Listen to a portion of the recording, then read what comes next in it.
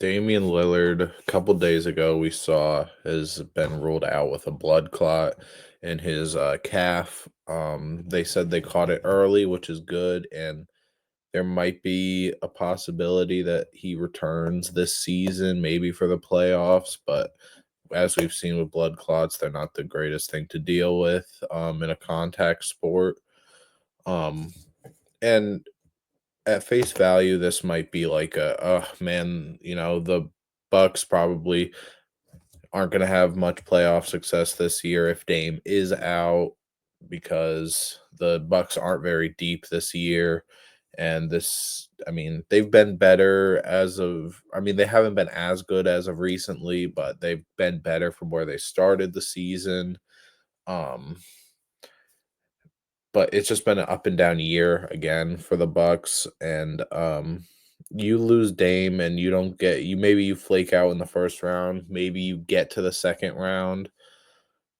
What do you do next? Because since they won the finals in 2021, which I think was one of my favorite finals to watch, um they the year after they won the finals and they lost in the Eastern Conference semifinals, um, in 2021, 2022. This is where, Tatum had, like, a 46-point game in game 6, and they forced and ended up losing to the Celtics.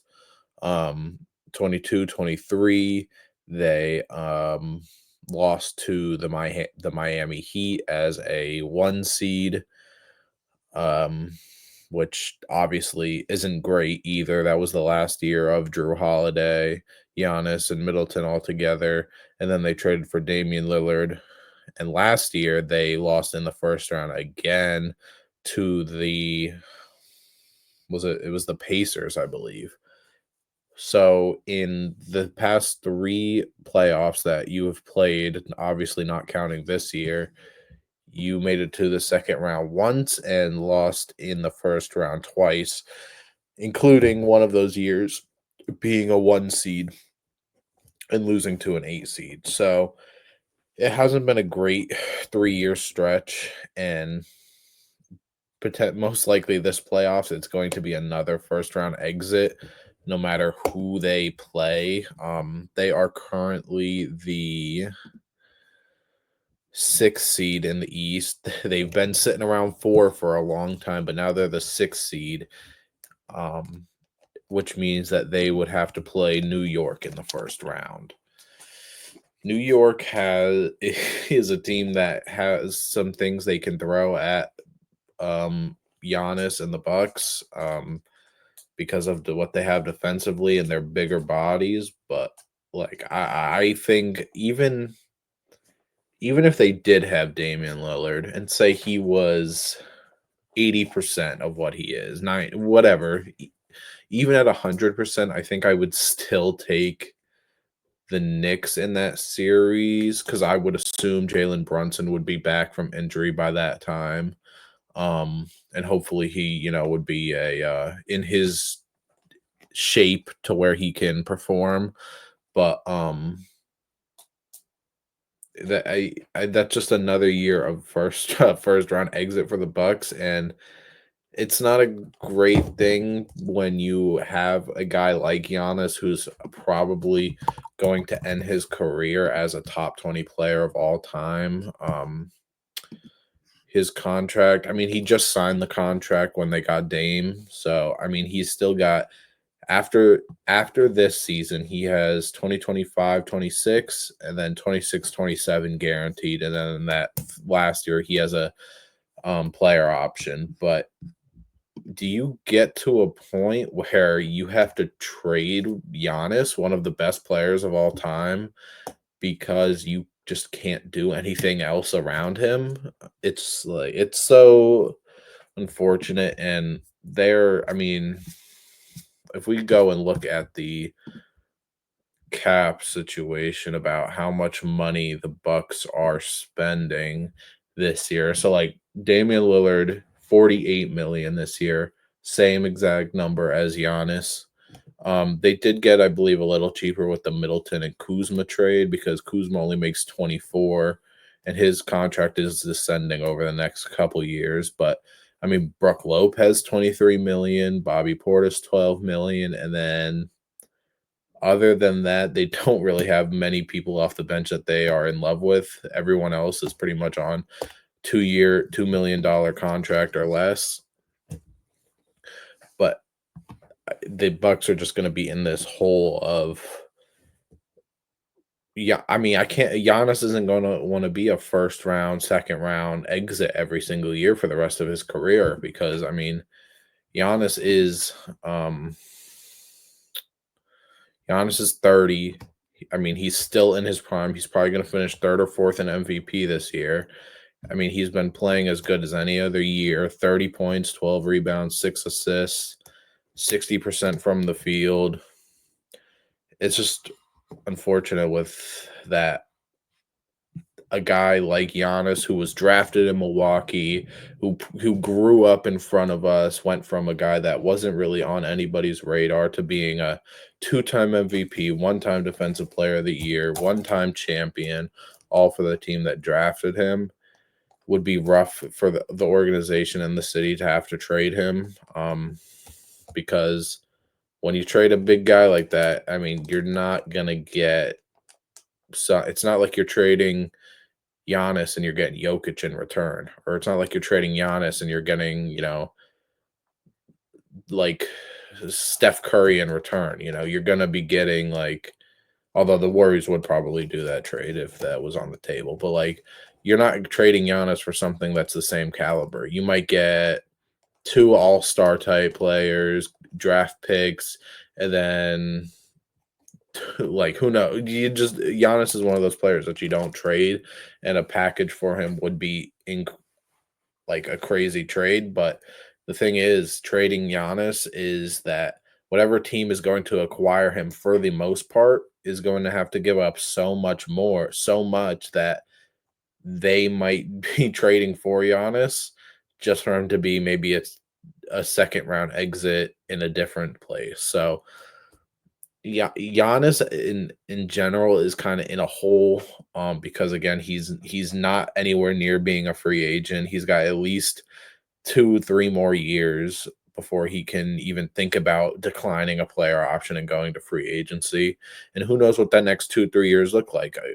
I hope this never happens, but say Giannis has a pretty big injury where he's out for one of those years, and then maybe he doesn't come back the same the next season when he's recovering, or it just maybe as of time he just gets worse, which is what happens to everybody, even though Giannis seems like a guy who will stay in, tip top shape and be himself for as long as he can until he retires. I mean, it happens to everybody. So they just, the Bucks they have so many things that they need to figure out because, I mean, a lineup of Dame. I mean, if you put playing Gary Trent, if you're playing like Torian Prince or whatever, Kyle Kuzma, Giannis, and Lopez, it's not really going to do anything anymore because Lopez is like 38 years old. He's at the end of his contract this year.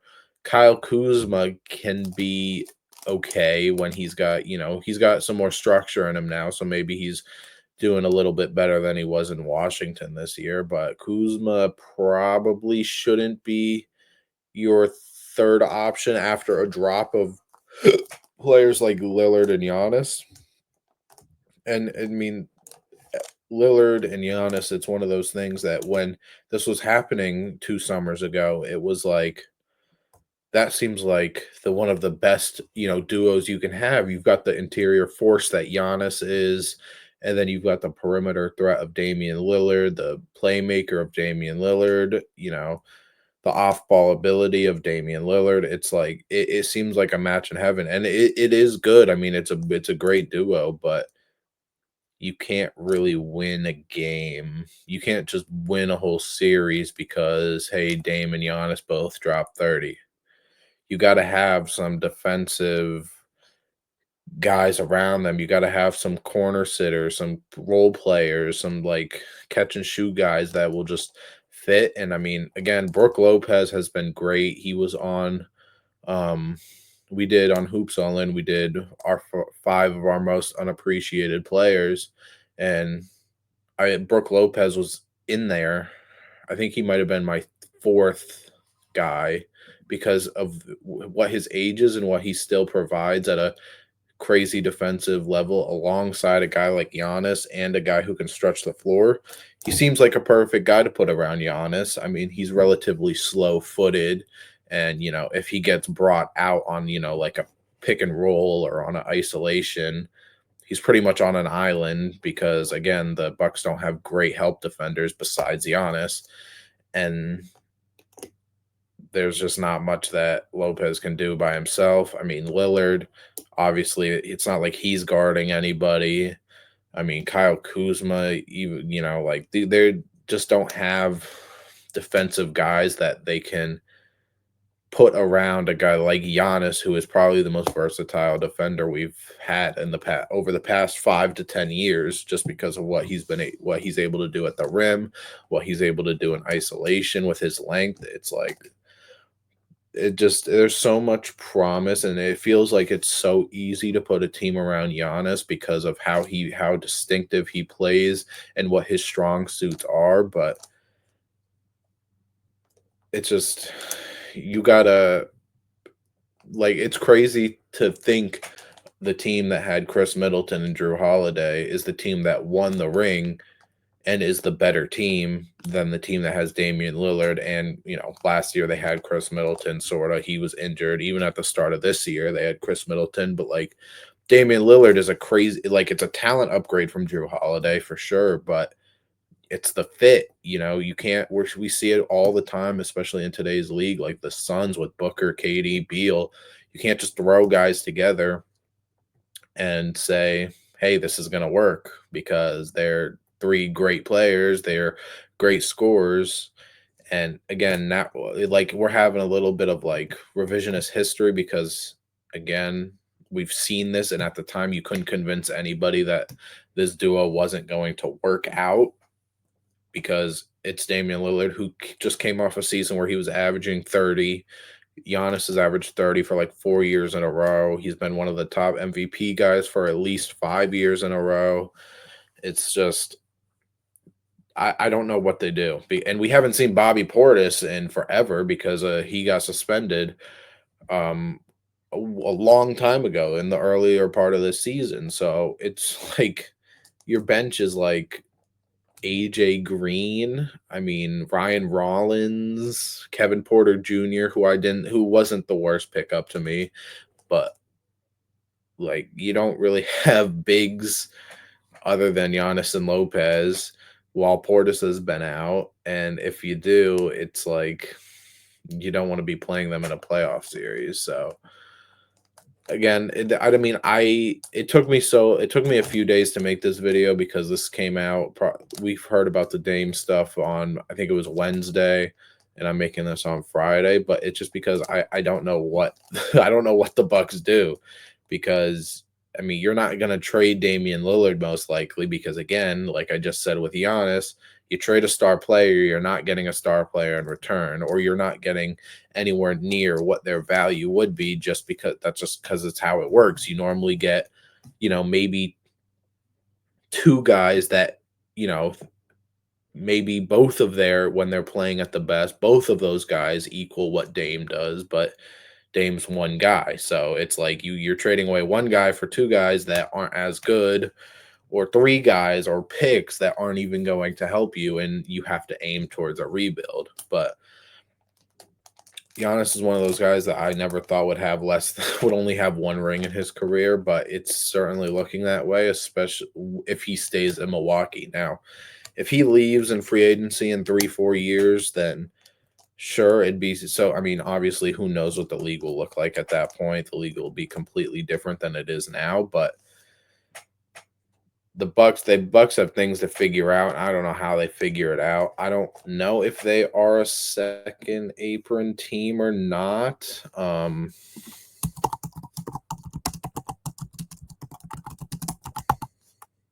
Let's see. We can look. The Bucks are now not a second apron team. Oh, because I think because of the Kyle Kuzma and Chris Middleton trade. So they're not a second apron team, which means that they can aggregate contracts and trades if they need to, which is a good thing. But I mean, I don't know what I just they have nothing to trade unless they are accepting the fact that they are rebuilding and restarting by trading away Dame, Giannis, and whatever else. Because I mean, you just got Kuzma. You're not gonna. I don't even know what the Kuzma trade looked like, other than getting Chris Middleton. Um, it was just Chris Middleton and Patrick Baldwin. And then the Bucks also got AJ Johnson. So I guess you didn't give up draft capital. I don't know necessarily what draft capital that the Bucks have to offer, because again, protections and everything like that. But um I don't know. Again, I keep saying it, but the Bucks are just they're in a hole. Um they have a 2026 first round pick that New Orleans holds the rights to swap with. They have same thing for 2027, and then 2028 Portland holds the rights to swap with that. 2030 they have same thing with Portland, and then they have a 2031 first rounder. So are the Bucks going to be in a Lakers situation where, hey, that 2031 first round pick might be super valuable, and you have to like hang it on a line to be like to see what team is going to bite to take it, and you're gonna maybe you get something good, a third guy to add around them, but who is that third guy? Like, because we were just talking, you probably don't want another guy that's just a strict bucket getter, because you've got Damian Giannis who can do that, who can average 25, 30 points every night by themselves. Kyle Kuzma can get you 15 to 22 points pretty regularly if he needs to. It just I don't know what you get. Maybe it's another center, but again, but it's also, what do you pair with that first round pick? Because Brook Lopez, nobody's trading for a 38-year-old Brook Lopez, even after he signs a new contract, which is going to be less than the 23 million he's making this year. But like, nobody wants Gary Trent Jr. Nobody wants AJ Green. Most people probably aren't going to want a Bobby Portis. I mean, even though he could contribute, but it's like, I mean, Andre Jackson, Pat Connaughton, Kevin Porter, like people aren't going to want anything you have to trade. So I think the Bucks are going to be looking towards a rebuild sooner rather than later. Now, does that mean that next year they're selling Giannis and Lillard? No, I'm sure that they won't. But I wouldn't be surprised by the start of the 2026-2027 trade year, like season, that there's a lot more rumors going around, especially if next year's playoffs offer the same thing where they're getting bounced in the first round, even if they are the lower seed or the higher seed. It's not it's not looking good. Um so they just got things to figure out, but that's all I really have to say. Again, go follow Hoops All In on YouTube. We do our weekly episodes. We're finishing up our top 10 of each position. We have centers coming out later this weekend. Also follow Hoops All In on Instagram, TikTok, where Worlds is posting content on there, news. And again, make sure you subscribe here, share with people. We'll talk about pretty much anytime that there's big news. I know we're not in trade or off season stuff, but we'll make plenty of videos when that stuff happens, and just even videos in general that I have. We've seen the last couple videos I made were, talking about multiple teams or the top 10 players. So it's just really anything on my mind or going around the league, and we'll talk about it. So